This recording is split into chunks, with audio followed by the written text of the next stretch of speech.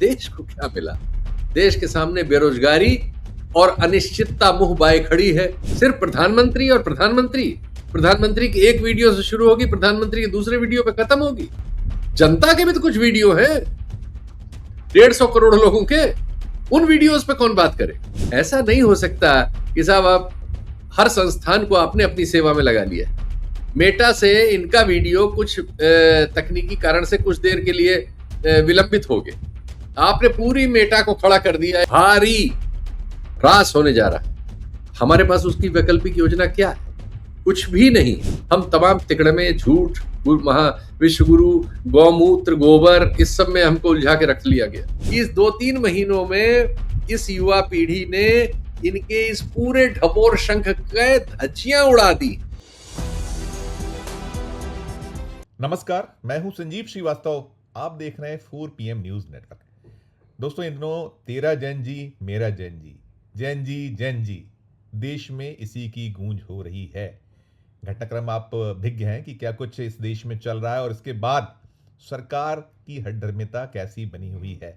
संसद चल नहीं पा रही है। मांग ये हो रही कि 20 जुलाई को जंतर मंतर पर जो हुआ था, उसको लेकर गृह मंत्री अमित शाह सदन में आए और साफ कर दें कि पीछे कौन था। लेकिन नहीं आ रहे हैं गृह मंत्री अमित शाह सदन में, और ना ही नरेंद्र मोदी जी इस दिशा में कोई कदम बढ़ा पा रहे हैं। और भय है, डर है, साफ तौर पर है कि बोला क्या जाए।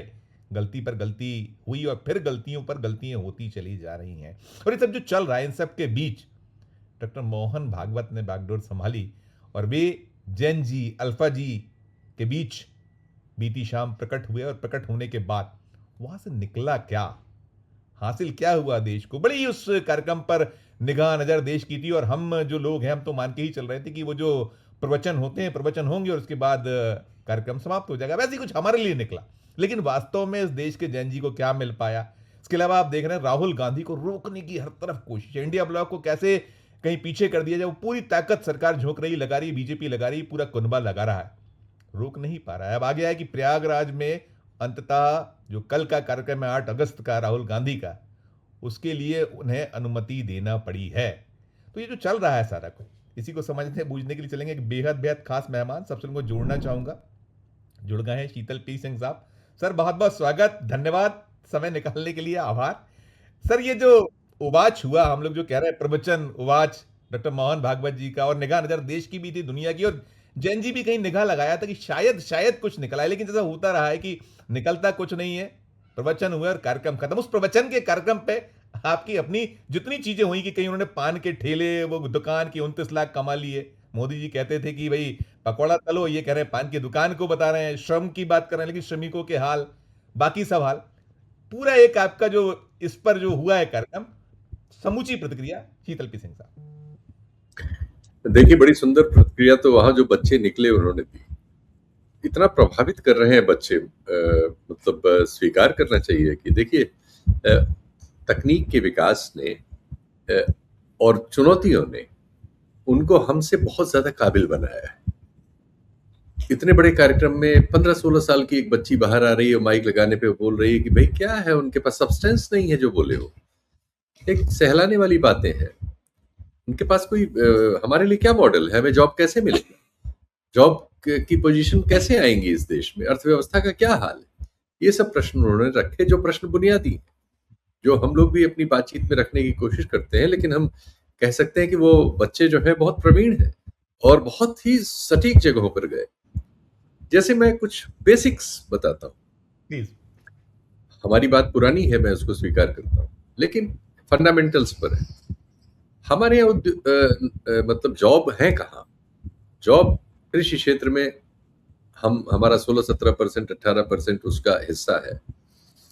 वो सबसे ज्यादा लोगों को खपाता है। 55-60% आबादी वहां रहती है, उससे संबंधित कामों वगैरह में रहती है। जमाना हो गया उसमें किसी किस्म की ऐसी ग्रोथ होते हुए कि जो नए लोगों को उसमें जॉब्स वगैरह क्रिएट कर सके।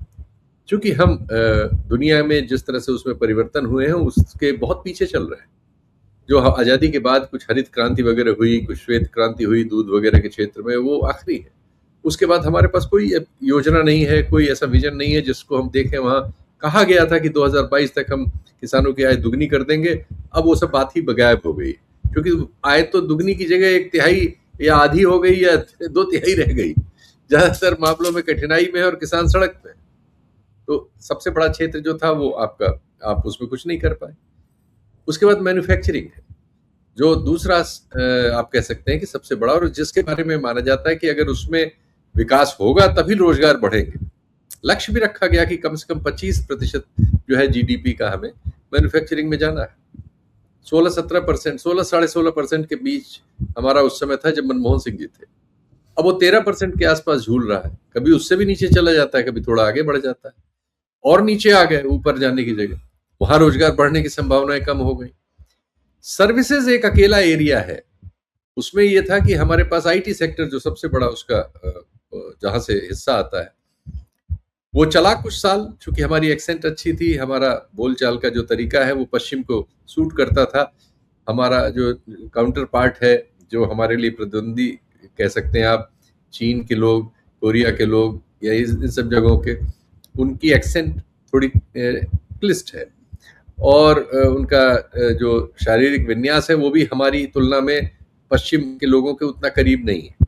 नतीजा ये हुआ कि वो हमें, और अंग्रेजी, चूंकि हम गुलाम रहे थे, हमारे एक 5-6% अंग्रेजी जानने वालों का एक तबका था, उसकी वजह से हमें उस सेक्टर में पिछले 2 दशक आप कह सकते हैं एक उम्मीद मिली, उससे हमारी अर्थव्यवस्था चली। अभी 55% के आसपास हम सर्विसेज के जरिए टिके हुए हैं, लेकिन एआई के आने से अगले 2 सालों में, 3 सालों में ही इस क्षेत्र में भारी ह्रास होने जा रहा है। हमारे पास उसकी वैकल्पिक योजना क्या है? कुछ भी नहीं है। हम दरअसल आर्थिक रूप से कूपमंडूक हो गए, क्योंकि एआई के क्षेत्र में हमने कुछ जो पहल करनी थी वो की ही नहीं।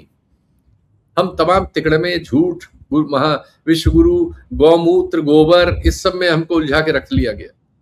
नतीजा यह है कि हम कहीं नहीं पहुंचे, हम एक वैज्ञानिक समाज नहीं बन पाए। आज चीन की ताकत क्या है? चीन के पास गणित, केमिस्ट्री, फिजिक्स, इसमें दुनिया भर में जितने लोग काम कर रहे हैं, पढ़े लिखे लोग, उससे ज्यादा लोग उसके पास हैं तैयार। उसने अपने यहाँ लोगों को तैयार किया। हम गोबर बता रहे हैं, हम 2000 साल पहले की किसी कहानी पे लोगों को उलझा रहे हैं कि हम तब जहाज बनाया करते थे, तब हम प्लास्टिक सर्जरी किया करते थे। ये कहानियां हमें कहां ले जाएंगी भाई? ये कहानियां हमें गोबर गणेश बनाएंगी। गोबर गणेश बना दिया आपने 12 साल में। किसी क्षेत्र में आप सिवाय अपने प्रचार को छोड़ के, सारा एक ही क्षेत्र है कि सिर्फ मेरा प्रचार, और एक आंदोलन हुआ, नई तकनीक पर आधारित था। पूरी नौजवान पीढ़ी जो पढ़ी लिखी इस देश की है, जो थोड़ा बहुत समझती है, उसके बहुमत से एक ब्रांड आपने बनाया था, हजारों करोड़ खर्च करके, मोदी नाम का, हवा उड़ गई उसकी, चित्रणों में बदल गया। बच्चे ऐसे सवाल कर रहे हैं जिसका उत्तर ही नहीं है, क्योंकि सब झूठ पे आप आधारित है, काल्पनिक है, फर्जी है, माइथोलॉजी है, अवैज्ञानिक है, अंधविश्वास है, कूपमंडूकता है। कहां पहुंचेंगे आप? वहीं पहुंचा दिया आपने देश को। अब आपकी समझ ही में नहीं आ रहा है, अब आप भाग रहे हैं, अब आपके ये है कि छुप रहे हैं, या मेरे मन की बात अपना प्रोग्राम बना के वीडियो पे डालना, सुनने के लिए कहीं है ही नहीं। और सुनने का मौका आया तो भागवत साहब का जो हाल हुआ वो आपने देखा। जब बच्चों ने सवाल किए, तालियां किस बात पे बजी?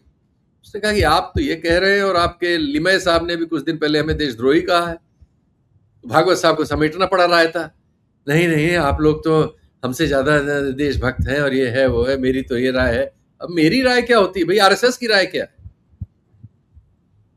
वही आपकी संगठित, ये तो क्योंकि एक कैमोफ्लेज संगठन है, झूठ पर ही चलता है, डबल स्पीक है इसका।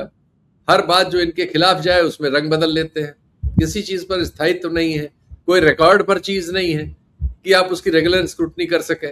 गोलवलकर कुछ कहेंगे, आप कुछ कहेंगे, बंच ऑफ थॉट में कुछ लिखा है, करेंगे कुछ, कहेंगे कुछ। तो ये सब आपने कुल मिला जुला के अपने आप को और देश को और समाज को एक ऐसी सुरंग में फंसा लिया है जिसमें अब निकलने का रास्ता ही नहीं मिल रहा है। तो आप भाग गए, अब संसद ही नहीं आएंगे, हम वहीं बैठे रहेंगे। 15 मीटर दूर इनका कमरा है, प्रधानमंत्री जी का भी और गृह मंत्री जी का। संसद भवन आते हैं, संसद के अंदर नहीं आते, क्योंकि वहां नारा लगेगा, इस्तीफा दो। बच्चों को पीटा है आपने, बच्चों पे वो सब चलाया है, हर आदमी के पास उसका वीडियो है, हर बच्चे के पास। आप बच्चों की बातें आजकल सुनिए, अपनी नहीं। हम लोग उसकी जहां जहां जिससे जिससे सुन रहे हैं, एक स्वर मिल रहा है, और वो स्वर है इस सरकार से ऐसे सवालों का जिसके उत्तर नहीं, उत्तर शून्य में बदल गए। तो ये दौर बहुत तेजी से बदलाव ले रहा है। जेन जी में, अल्फा में, अब स्कूलों में बच्चे जो गड़बड़ियां हैं उनके खिलाफ शिकायतें कर रहे हैं, वीडियो डाल रहे हैं, और अच्छा है ये। समाज में चेतना तो ये आनी ही चाहिए थी। ऐसा नहीं हो सकता कि साहब आप हर संस्थान को आपने अपनी सेवा में लगा लिया। मेटा से इनका वीडियो कुछ तकनीकी कारण से कुछ देर के लिए विलंबित हो गए। आपने पूरी मेटा को खड़ा कर दिया। एक हमारे यहाँ समिति बनी हुई है जो इस टेक्नोलॉजी वगैरह पे है, उसके एक बहुचर्चित सांसद जो इनके हैं, बड़बोले निशिकांत दुबे उसके अध्यक्ष हैं। तुरंत उन्होंने अपना प्रधानमंत्री को खुश करने के लिए मेटा के अधिकारियों को तलब कर लिया, ये करो, माफी मांगो, ये करो, वो फलाना ठिकाना। अरे भाई, देश की जनता के साथ तो मेटा लगातार ठगी कर रहा है, सांप्रदायिक सामग्री बढ़ाता है, बीजेपी के पदाधिकारियों को अधिकारी नियुक्त करता है। इस सब पर कब बात होगी? सिर्फ प्रधानमंत्री और प्रधानमंत्री की एक वीडियो से शुरू होगी, प्रधानमंत्री के दूसरे वीडियो पे खत्म होगी। जनता के भी तो कुछ वीडियो है, 150 करोड़ लोगों के, उन वीडियोस पे कौन बात करे? तो ये एक आप कह सकते हैं कि रनअवे से भागते हुए जहाज है। देखते हैं कब तक भागते हैं, कहां तक भागते हैं। जी जी, मैं इनसे रिलेटेड पूछने के पहले आपने संसद की जो बात की, हम लोग सुनते थे 56 इंच का सीना, एक अकेला सब पे भारी, वो तो कब से पीछे हो गया। और आपने जो अमित शाह को जिनको जवाब देना है, आप देखिए उनके अपने बिल्स आ रहे हैं, वो खुद प्रस्तुत करने तक नहीं आ रहे। एक दौर में सर वो कहा करते थे, तब तक बैठूंगा जब तक बैठूंगा, मैं भागता नहीं, मैं हर सवाल का जवाब दूंगा। यहाँ क्या ये जो मजबूरियां कौन सी सर फंसी हुई हैं? क्या चीजें आपको दिखती, इतना मजबूर ये देश का गृह मंत्री क्यों हो गया है? नंबर 2 क्यों हो गया है? इसलिए हो गया कि देश उनका इस्तीफा मांग रहा है। संसद में आएंगे तो वहां इस्तीफा मांगेगा, संसद में उसके जो स्वर है विपक्ष के रूप में, वो इस्तीफा मांगेंगे, बात आगे तक बढ़ेगी। और ये लोग तकनीक पर और कम्युनिकेशन पर, इस पर लगातार काम करके ही वहां पहुंचे हैं। वो समझ रहे हैं उस खतरे से बचने के लिए भगे हुए हैं। लेकिन भागने से देश नहीं चलता भाई, भागने से कोई जिम्मेदारी, अरे भाई आपसे नहीं चल रहा, दूसरे को दे दीजिए। इसके पहले तो राजनाथ सिंह थे गृह मंत्री, उसके बाद आप हो गए, कोई और हो जाएगा तो क्या फर्क पड़ेगा? लेकिन यहां तो फर्क पड़ेगा, क्योंकि आपने तो एक दूसरी दावेदारी रख रखी कि मोदी जी हटेंगे तो वो आएंगे। वो खतरे में पड़ती चली जा रही है, इसलिए परेशान। दूसरे प्रतिद्वंदी ग्रुप पैदा हो रहे हैं। अब तो असंतोष के स्वर सब जगह से नजर आ रहे हैं। योगी जी हैं, फडणवीस हैं, दो प्रतिद्वंदी क्रिएट हुए हैं। उनके अपने विकास क्रम चल रहे हैं, प्रचार क्रम चल रहा है। आया है अभी आंकड़ा कि उत्तर प्रदेश के मुख्यमंत्री तो रोजाना 4 करोड़ अपने प्रचार पर खर्च करते हैं सरकारी खजाने। प्रधानमंत्री से ज्यादा आया है आंकड़ा ये। अब ये सब आ रही, न्यूज लॉन्ड्री ने कवर किया पूरा 7 साल 8 साल का डिटेल लाके दे दिया कि इतना 1600 करोड़ 1500 करोड़ रुपए सालाना।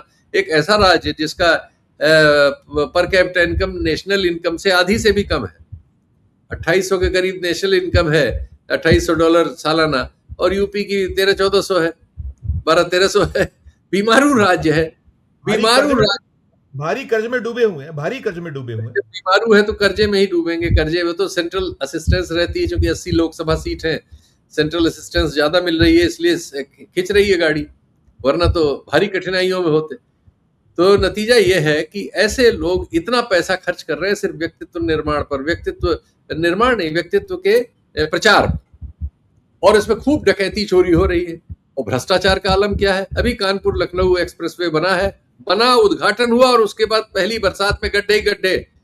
अल्टीमेटली सरकार को उस पर टोल टैक्स हटाना पड़ा, और उसकी जांच हो रही है, और उसको बीजेपी के एक नेता ने बनाया है। उस बनाने वाली कंपनी बीजेपी से जुड़ी हुई है, और उस पर सीबीआई की जांच चल रही थी, और उसे आपने दिया है। जगह जगह से नई सड़कों के टूटने, ढहने, पुलों के गिरने, दरार आने, दुर्घटना होने की खबरों की बाढ़ आई हुई है। तो जो इंफ्रास्ट्रक्चर पर इन्होंने करीब 25,000 करोड़ के आसपास, उस समय हमारा जो ये राष्ट्रीय राजमार्ग आयोग है, इसके ऊपर कर्जा था, आज वो 4 लाख करोड़ के आसपास है। तो आपने कर्ज ले लेके भ्रष्टाचार से काफी पैसा उसमें से पार कर लिया अपने लिए। आपके तमाम दफ्तर बन गए 7 सितारा 5 सितारा हर शहर में, आरएसएस के भी 300-400 दफ्तर बन गए हर शहर में, 7 सितारा ऑफिस बन गया। देश को क्या मिला? देश के सामने बेरोजगारी और अनिश्चितता मुंह बाए खड़ी है। तो जिन बच्चों का भविष्य खतरे में है, अब तो पढ़ाई लिखाई में बहुत पैसे लगते हैं, दवाई में पढ़ाई में दोनों में बहुत पैसे लगने लगे, ये आपकी नीतियां हैं। आदमी मरा जा रहा है। गरीब आदमियों को तो मैं देख रहा हूं, मैं गांव में हूं कि उनका अधिकतम पैसा सिर्फ डॉक्टर के यहाँ जाने में लगता है, क्योंकि आपकी जो सार्वजनिक स्वास्थ्य व्यवस्था थी खत्म है, सार्वजनिक शिक्षा व्यवस्था भी खत्म है, सरकारी स्कूल आपने कम कर दिए। नतीजा यह कि बच्चे सब प्राइवेट स्कूलों में जा रहे हैं, वहां फीस लगती है, हर चीज में वहां लूट है। और उसके बाद जब पढ़ के बच्चा इतने पैसे वैसे खर्च करके बाद में हायर एजुकेशन में तो लोन लेना पड़ रहा है, क्योंकि वो कीमत भी आपने बढ़ा दी, फीस बढ़ा दी यूनिवर्सिटीज वगैरह सब में। तो बच्चे कर्जा लेके जब पढ़ के निकल रहे हैं तो जॉब कहीं है ही नहीं, कहां से कर्जा देंगे? वो कर्जदार भी हो गए, घर का भी सारा खर्च कर लिया, और पढ़ के निकले तो डिग्री हाथ में है, नौकरी हाथ में है ही नहीं।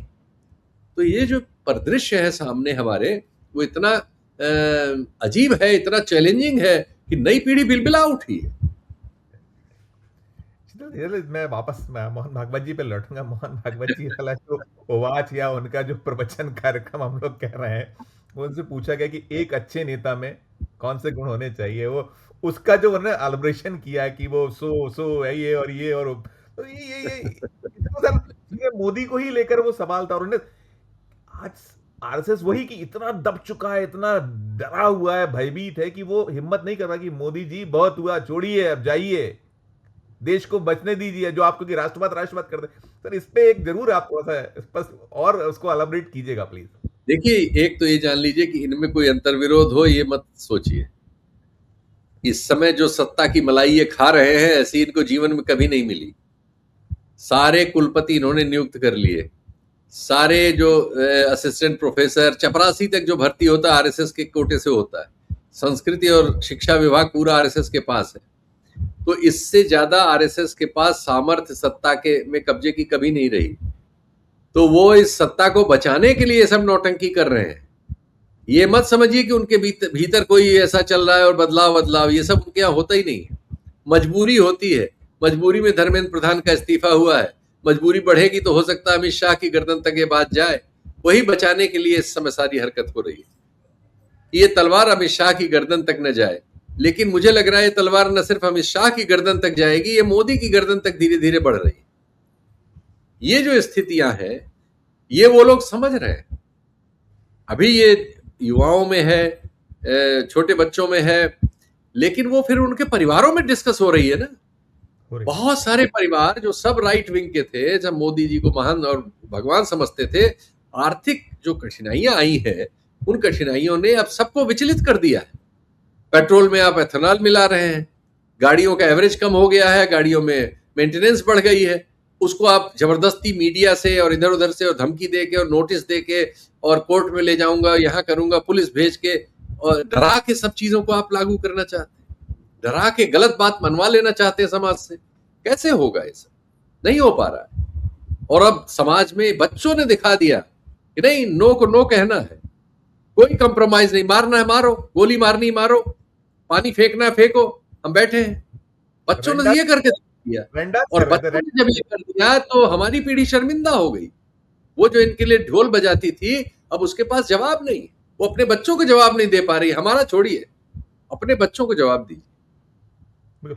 सर इसमें आपने रोजगार वाला, क्योंकि इसमें आया था बेरोजगारी और जो आरक्षण आया था, आपने रोजगार का तो आपने उसको कर दिया स्पष्ट। जो आरक्षण पर जो चीजें इनकी ओर से आई, डॉक्टर मोहन भागवत वो कह रहे थे कि भाई जो भविष्य में आरक्षण की जरूरत समाप्त हो सकती है, और वो कि जो ले चुके हैं, जो सब पा चुके हैं, उनको छोड़ना चाहिए। तो ये इसके पीछे हम इसको जो ये चीजें चल रही, क्योंकि वो एक होता है ना कि हर चीज को ये कहीं एक नैरेटिव सेट करते हैं, इसमें कुछ हम देख सकते हैं। ये पूरा फिक्स था, प्रोग्राम पूरा फिक्स ही माना जाए, था पूरा सब कुछ, लेकिन फिर भी एक्सपोज हो गया। आरक्षण पर तो खुद मोहन भागवत का डबल स्पीक रिकॉर्ड पर मौजूद है।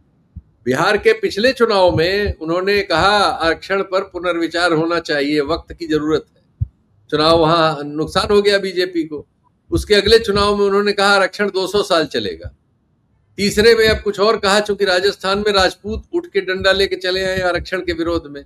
एक आंदोलन पैदा हो रहा है सोशल मीडिया पे आरक्षण हटाने वाला, सवर्ण जातियों के उन युवाओं का जिनको लग रहा है कि वो रास्ता है। अब चूंकि रास्ता किसी को मिल नहीं रहा है तो गलत रास्तों वाले भी कुछ आंदोलन होंगे।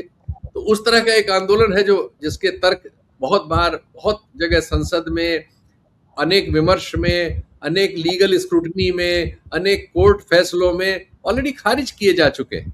वो समाज में है, अभी तक बैकलॉग पूरा नहीं हुआ है भाई आरक्षण का। अभी न दलितों का, न आदिवासियों का, न पिछड़ों का बैकलॉग ही पूरा नहीं है। एक आंकड़ा ले लीजिए, दिल्ली में एक संस्कृत स्कूल है जो बहुत अच्छा स्कूल है, दिल्ली के हर्ट में है, सब बड़े लोगों के बच्चे वहां पढ़ते हैं, सरकारी जमीन पे बना है, ऐसे उसके जो ट्रस्ट है उसमें सब बड़े बड़े लोग हैं। उसमें कुल देश की जो 80% आबादी है, यानी पिछड़े, दलित, आदिवासी, मुसलमान, ये सब मिलके 6%। सब मिलके इस आंकड़े को देखिए जिन पे बात नहीं होती। 6%, 94% सिर्फ और सिर्फ 10% आबादी के लोग, 12% आबादी के लोग उसमें। क्या समाज आप बना रहे हैं? जो हैसियतदार मंत्रियों के बच्चे, बड़े ब्यूरोक्रेट्स के बच्चे, बड़े व्यापारियों के बच्चे, वो सब विदेशों में पढ़ रहे हैं, चूंकि देश की शिक्षा व्यवस्था आपने नष्ट कर दी है। ये नहीं देख रहा सब बच्चे, इन बच्चों के पास तो हर चीज इंफॉर्मेशन है, क्योंकि ये आज की तकनीक पे, जिस पे अभी हम आप काम कर रहे हैं, हम लोगों को सीखना पड़ रही है। हम लोगों के समय में कंप्यूटर नहीं था, हाथ से लिखते थे, फैक्स से भेजते थे हम रिपोर्ट, वहां से यहां तक आए हैं। तो अभी लैपटॉप पे आपसे बात तो कर रहे हैं, इसमें कोई कॉम्प्लिकेशन आ जाता है तो पोती से पूछते हैं, बेटे से पूछते हैं, किसी जानकार से पूछते हैं, भतीजे से पूछते हैं, क्योंकि हमारी इस पे शिक्षा नहीं हुई। लेकिन हमारी जो पोती है, जो जेन अल्फा है, वो फोन को लेके, अरे दादू आपको तो आता ही नहीं कुछ इसमें, ये तो आप करते ही नहीं है, इसको ऐसे कर, कोई हम अटक जाते तो उससे पूछते। तो वो तो इस तकनीक में शुरू से, चूंकि वहीं से वो पैदा हुए हैं, तो उनके लिए सच ढूंढना हमारी तुलना में फिंगर का काम है। वो तुरंत एआई वगैरह सब प्रयोग करते हैं, आप जो बयान देते हैं वो तो ढूंढ लेते हैं कि आप झूठ बोल रहे हैं, सच बोल रहे हैं। तो मोदी जी ने जो करोड़ों रुपए में मोदी नाम का एक ब्रांड बनाया गया था, देश का विकास करेंगे, ये देश को पता नहीं कहां पहुंचाएंगे, विश्वगुरु बनाएंगे, वो सारे ढक्कन उनके सामने वो वाष्प बन के उड़ गए, क्योंकि उन्होंने एआई से सब पूछ लिया। ये मोदी जी जो विदेशों में जाते हैं, एआई ने बता दिया हाँ वो बुलाए हुए लोगों से ढोल बजवाते हैं। उन्होंने पूछा क्या विश्वगुरु बन रहे हैं, तो उसमें हा हा हा आया, उसने बता दिया कि नहीं नहीं ऐसा कुछ नहीं, भारत की तो 2% भी एक्सपोर्ट नहीं दुनिया में, और 3.25% इसकी जीडीपी में शेयर है, इससे कोई विश्वगुरु बनता है। चीन और भारत के बरक्स में पूछ लिए 4 सवाल, सब उसने प्रॉम्प्ट किया, वो सब बता देता है। तो जो आप झूठ जितने बोलते हैं, वो मैं तो इतना कठिनाई से इसको बता रहा हूं, उनके लिए तो वो पता किट कुट करते हैं सब, उनको तो सब पता है। अब उनसे आप झूठ बोल के नहीं भाग सकते, आपको उनको सच बोल के सामना करना पड़ेगा। ठीक बात, नहीं करेंगे तो आप वो होगा जो आपके साथ अब हो रहा है।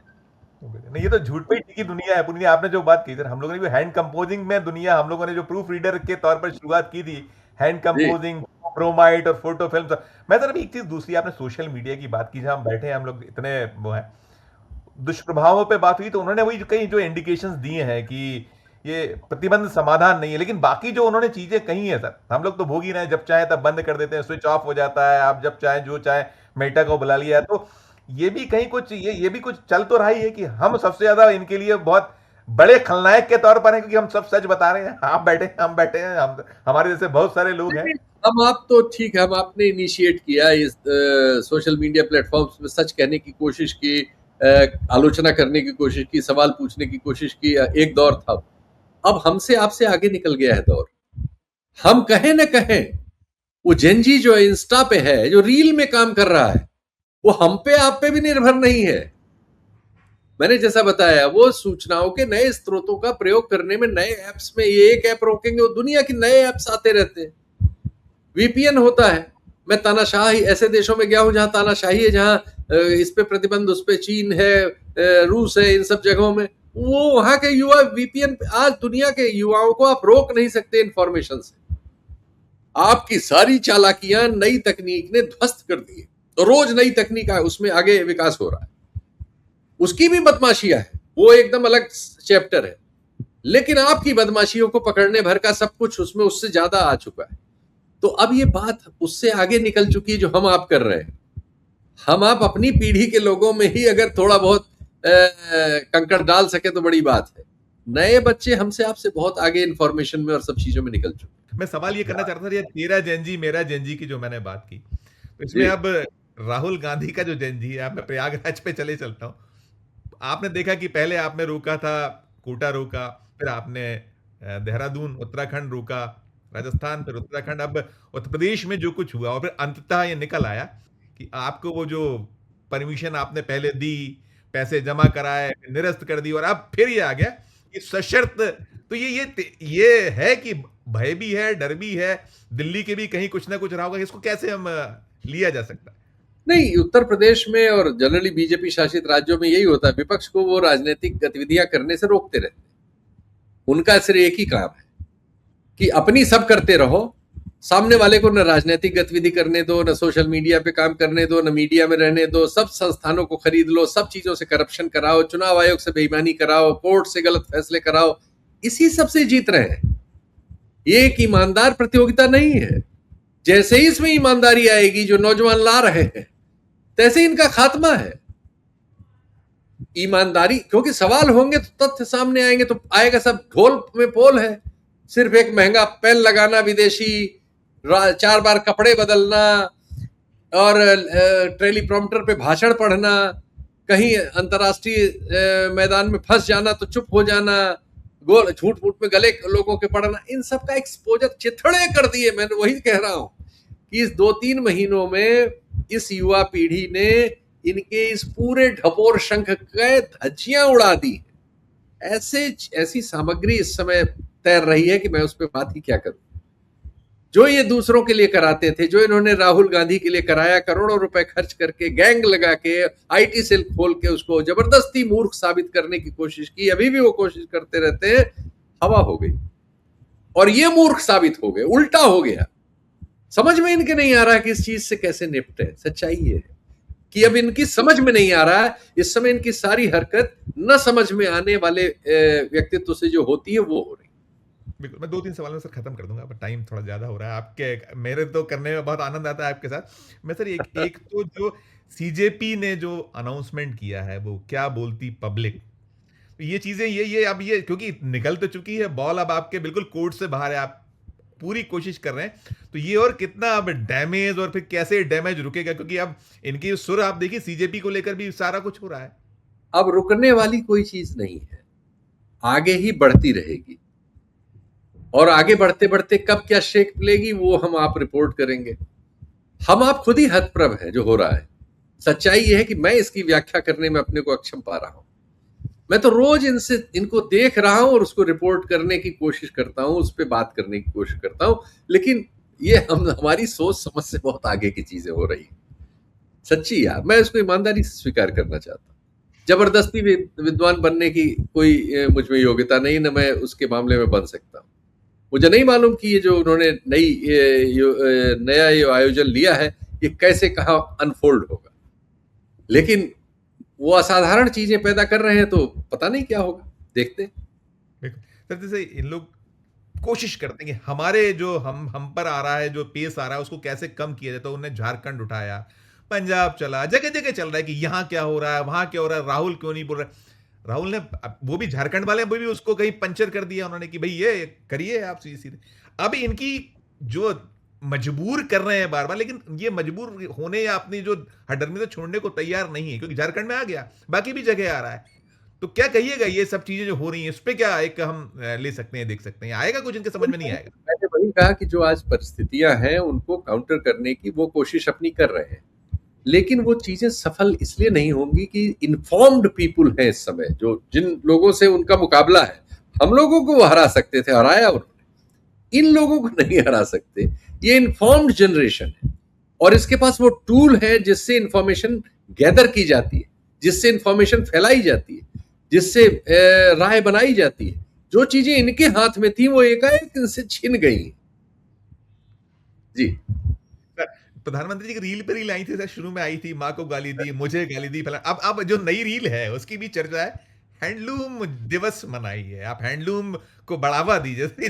इसमें क्या कहिएगा सर? ये भी आप इनकी किसी पोस्ट पे जाके कमेंट पढ़ लीजिए और आपको समझ में आ जाएगा देश में और दिल में क्या हो रहा है। देश के दिल में क्या हो रहा है वो कमेंट सेक्शन में अवेलेबल है। सर एक आखिरी सवाल सर मैं करना चाहूंगा। एक तो वही कि जहां ये जो पूरा कोशिश थी, मोहन भागवत जी को सामने आना पड़ा, इन्होंने सारी की सारी कोशिश प्रयास किए, और उधर जो लगातार आक्रोश, गुस्सा, लगातार जिस तरह का एक बन रहा है, उधर राहुल की जैन जी जहां से मैंने शुरू किया था, तो ये और नहीं, ये नुकसान हो रहा है, हो इसको नहीं समझ पा रहे हैं, यहीं पर लाके खत्म करता है। बिल्कुल, अब जो भी ये करेंगे, बहुत मुश्किल है कि उससे वापसी हो सके, ऐसा मुझे लग रहा है। मेरी धारणा गलत हो सकती है, हमारी हजारों बार गलत हुई है, कुछ बार सही भी हुई है, सबके जीवन में ऐसा होता है। लेकिन मुझे ऐसा लग रहा है, इसलिए मैं अपनी राय व्यक्त कर रहा हूं कि अब ये जो भी इस तरह के प्रयास कर रहे हैं, इन प्रयासों से उस स्थिति की वापसी नहीं हो सकती जो स्थिति इन्होंने खो दी है। और मुझे ये लग रहा है कि ये चैलेंज बढ़ता ही चला जाने वाला है। आने वाले दिन इसको हमारे सामने किस तरह से कब प्रस्तुत करेंगे, उसकी हम आप बैठ के इसी तरह से मीमांसा किया करेंगे।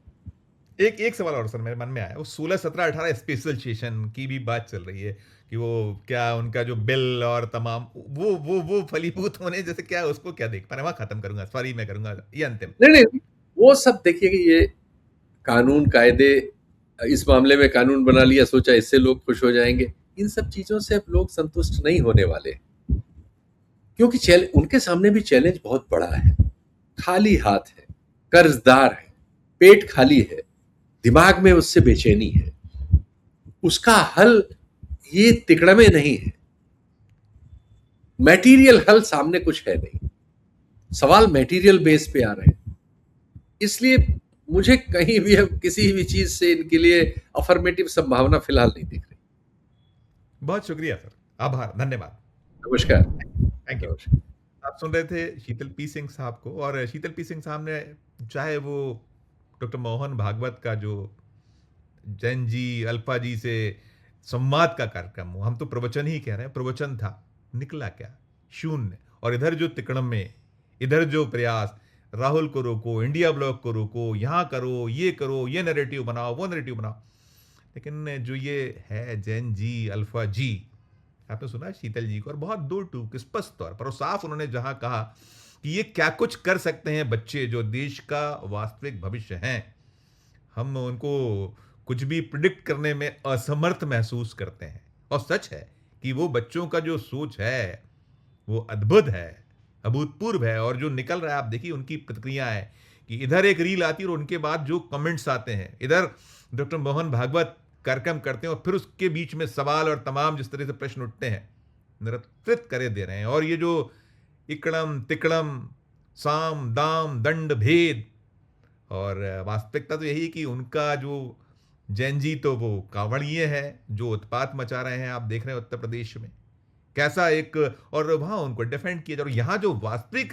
जैन जी है देश का, उसके साथ क्या बर्ताव किया जा रहा है, उसके बाद ना आपको कोई रिग्रेट है, ना आपको कोई मलाल है, ना आप जवाब देने आ रहे हो, भाग रहे हो भाग रहे हो भाग रहे हो, लेकिन कब तक भाग पाओगे? आपने देखा सुना, नहीं भाग पाएंगे, नहीं है कोई हल। तो ये स्थिति बनी हुई है। हश्र क्या होगा वो आने वाला वक्त बताएगा। इस चर्चा में इतना ही। हमारी जो आपसे एक अनुरोध होता है कि चर्चा को सुनने के बाद आपकी अपनी जो राय हो, आपकी अपनी जो टिप्पणी हो, ज़रूर हमारे इस वीडियो के कमेंट बॉक्स में जाकर राय भी प्रकट करें, टिप्पणी भी करें, और अच्छी लगी हो हमारी ये चर्चा तो चैनल को लाइक करें, सब्सक्राइब करें, ज्वाइन का बटन दबाइएगा तो हमारी हौसला अफजाई होगी। प्यार और स्नेह रखिए, देखते रहिए 4 PM न्यूज़ नेटवर्क। धन्यवाद, नमस्कार।